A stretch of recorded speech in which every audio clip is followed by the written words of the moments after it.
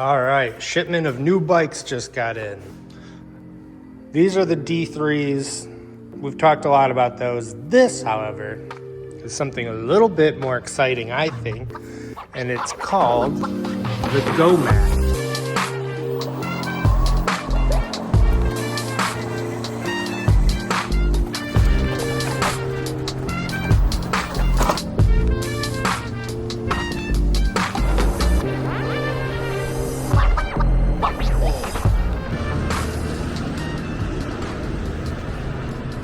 All right, let's talk about the GoMad.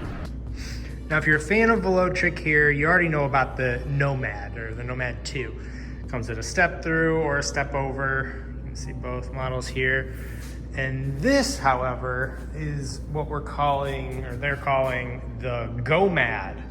And I am so excited for this. It is just fun. It's fun to ride. It's super zippy. You wouldn't think a compact, cargo-esque bike like this is made for long bikepacking rides or anything like that. But the geometry it's a little bigger than what you've probably seen in photos and stuff. It's a full-size bike, but it is compact at the same time. I think the tires mostly are doing that for us. The 20-inch rims condense it down, but it's bigger than, run over here, like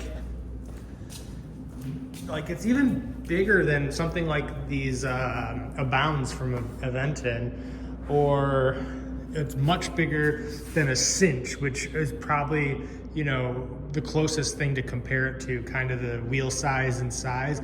It's a little bit bigger and more full size, so it doesn't feel as compact. It feels more like riding a full-size bike like some of the other Velotric bikes. Okay, so now that it's built, and I'll cut right to it, the only thing this bike is missing is air suspension.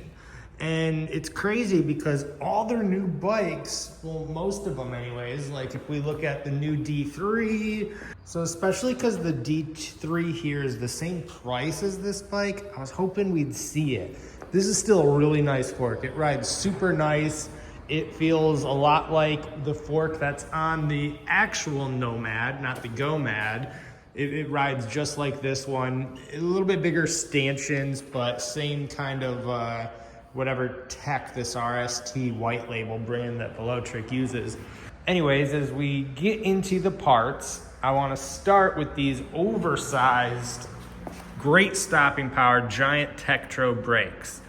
I mean, they're basically the same two-piston model that's on all Velotric bikes, but it's paired with a giant disc brake up here. So stopping power is clutch, and it's great because this thing feels so zippy that they picked a good brakes to make sure it's a nice, smooth experience.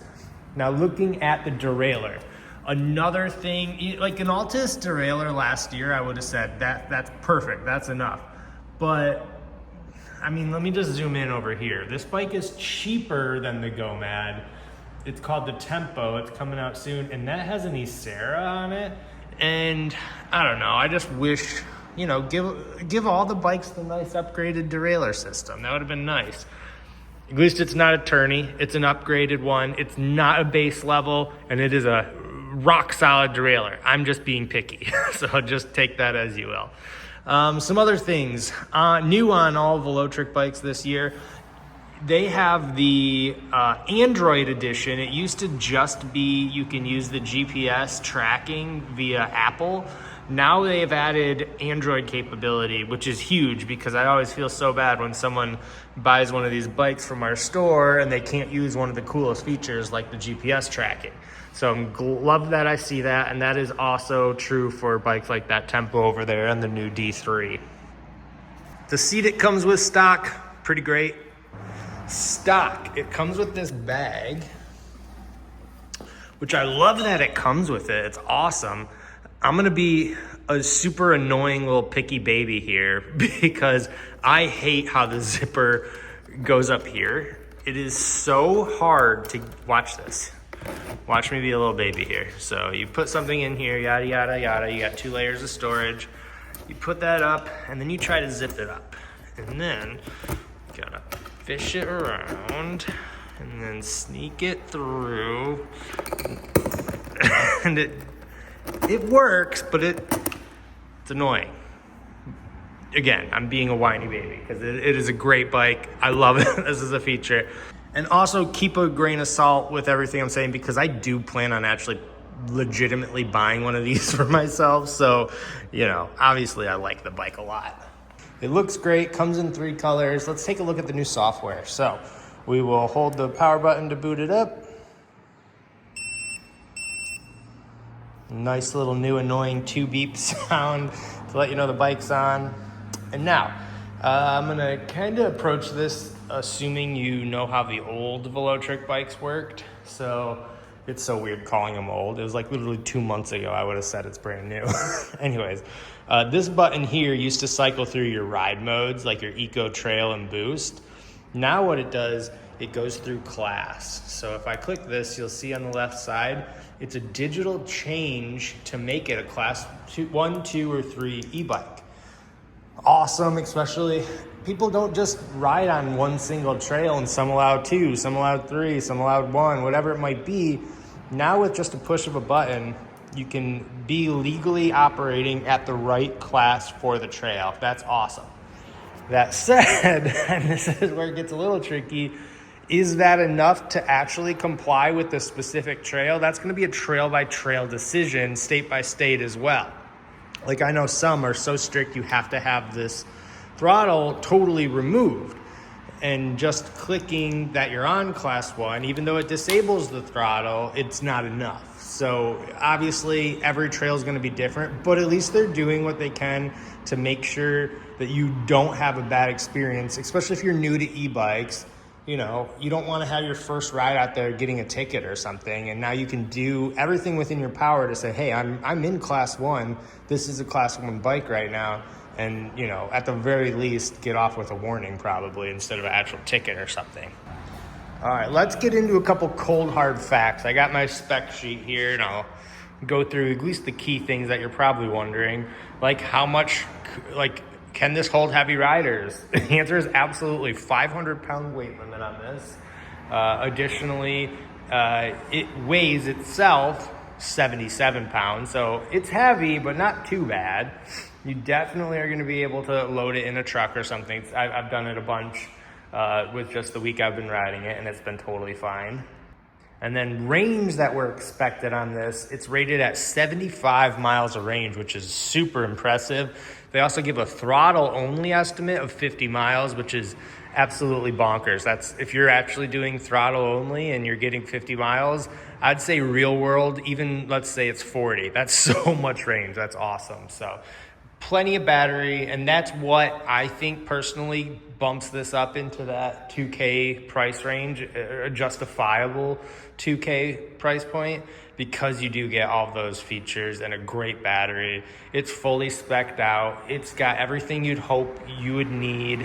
It's a reliable bike that you can do a lot on. I can't wait till the child seat and other MIK HD accessories are out too, because then that opens up so many doors and use cases for this bike.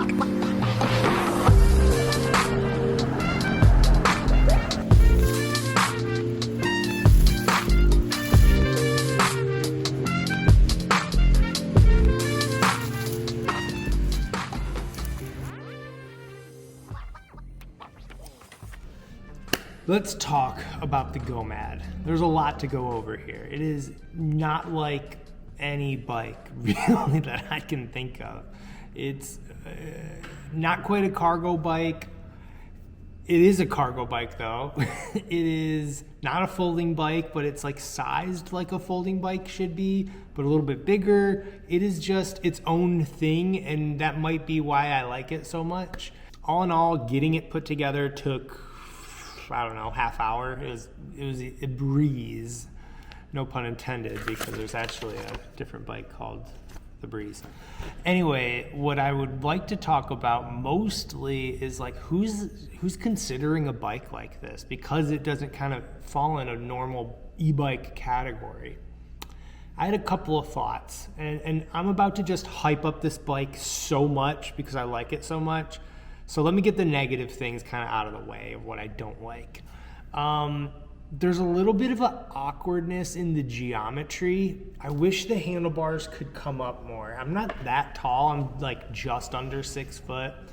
And what I noticed is I needed the seat higher, obviously. And then once I did that, it became a more like aggressive geometry. And this is not a bike that I see as like being over the handlebars to ride, even though you kind of have to be. And if I could have just brought the handlebars up like maybe even just an inch, 2 would have been nice, but an inch would have been perfect.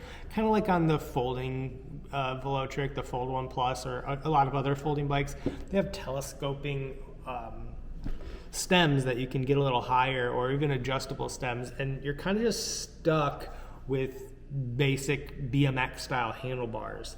I don't know. What I'm gonna end up doing is to fit a more comfortable thing. Is I'm gonna end up lowering the seat, and then I'm never gonna pedal. I'm gonna use this thing throttle all the time, and it's gonna be a blast because this bike is, you know, also spoiler, it's not something you buy if you want to be pedaling a lot. This is a fun bike. This is for loading up, put your kids on the back, haul some stuff, and use the throttle and pedal every once in a while, because it is not a pedal first bike.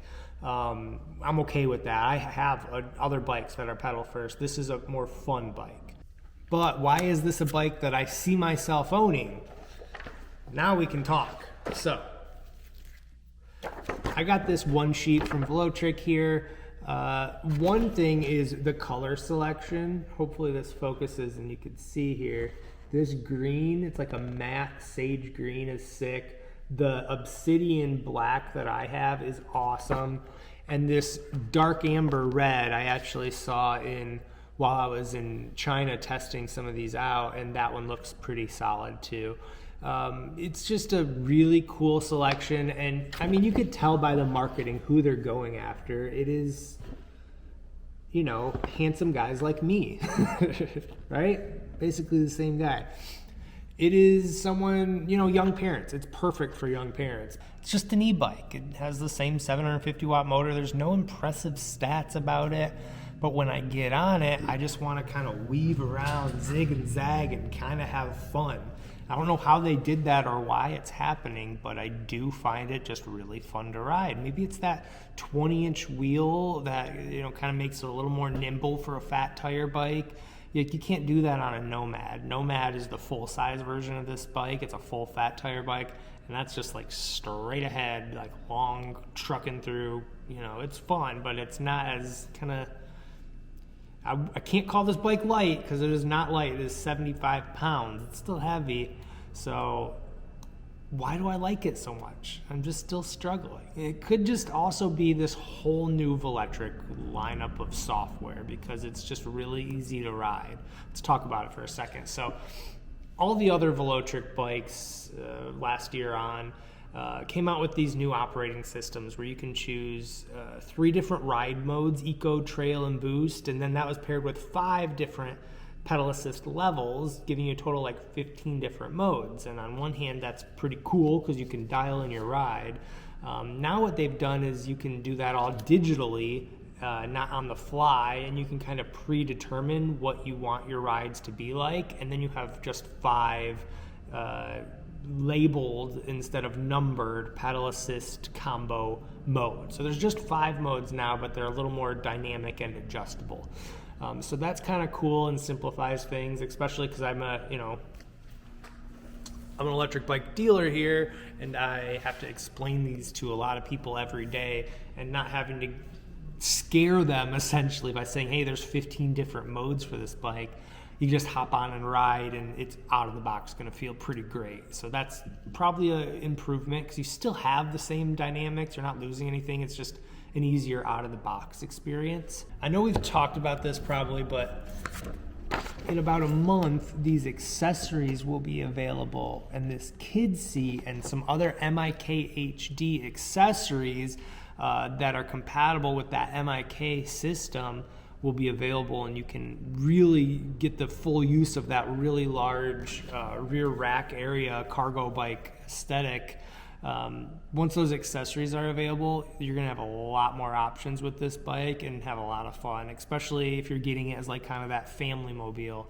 I mean, if you have like 2 kids and you get his and hers version of these and you get both the kids on the back, you can go anywhere. It'd be so fun. Plenty of power to handle anything you need. Yeah, it's cool. What can I say? Here's one maybe downside. I don't think so. Like, let's say you're comparing cargo bikes and you're looking at something like the Aviton Abound. This is going to be a little bit more expensive. This is going to be $2,000, where an Abound, I believe you can get for $18,000.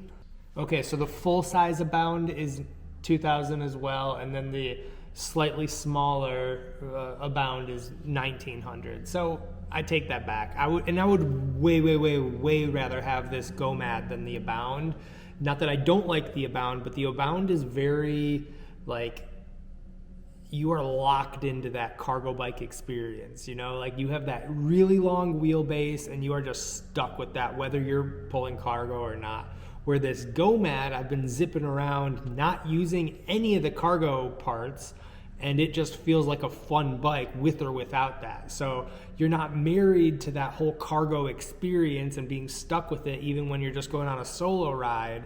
You're gonna have that there when you need it, but it's still like really fun to drive or ride when you're not using it as a cargo bike. So that's why I personally am more drawn to this new GoMad. So you can see, compared to a normal rack here, you got a lot more space, but it's not so big that it extends your wheels by that much. It's still very usable. You'll notice there's 1, 2, 3, 4 grooves for the MIK system on this bike, where there's only 3 when we're looking at most other racks. So it is an extended rack, more room for accessories, especially Velotric's custom accessories that should be out soon. All right, so the GoMad right there. How do we end this video? Like, what else is there to say? It's got all the new tech that's on the other new Velotric bikes, so you're definitely set as far as being future-proof. It's fun to ride when you're not using it as a cargo vehicle or like a cargo bike, so that's huge. And then if you want cargo, it has all these cool accessories and upgrades that you can add using it for whether you're like a food delivery person, you got the range to do something like that. Or if you're just a single parent, or not a single parent, but if you're a parent and you want to bring your kid along, you got that covered too. You could technically do 2 kids. You could do like a stowing like carriage buggy plus the kid seat and have 2 kids go along, and you know you have enough power to do that too. So this bike can do a lot. The only downside is when you're talking about some of the comparisons of like other bikes in its class, it might be a little bit cheaper. We're talking a couple $100, nothing crazy. It does come in at a more premium price point, I think, of that $2,000. That's probably the only barrier people really need to consider, because as far as like, is it a good bike? Yes. Can it do everything you want it to do? Probably. Is it expensive? A little bit. It's not like crazy expensive, but there's a lot of bikes under that $2,000 point that you could probably compare this to. So that's like the only kind of wishy-washy thing I'm on. Someone like me, I think I'm gonna really enjoy this bike. I'm gonna pick one up eventually. I gotta sell my regular Discover 2. I've got one like that. Probably gotta get rid of that one first, and then I'll move on to something like this. So with that, I'm gonna end the video here. And the last thing I wanna say is, if you are in Michigan, we now have 4 stores here at Great Lakes E-Bikes. So go to our website, greatlakesebikes.com. Even if you just wanna come hang out and test ride every single model from all the popular brands, we try to keep them all on the floor ready to ride. So come on down, we'd love to see ya. And I think with that, bye.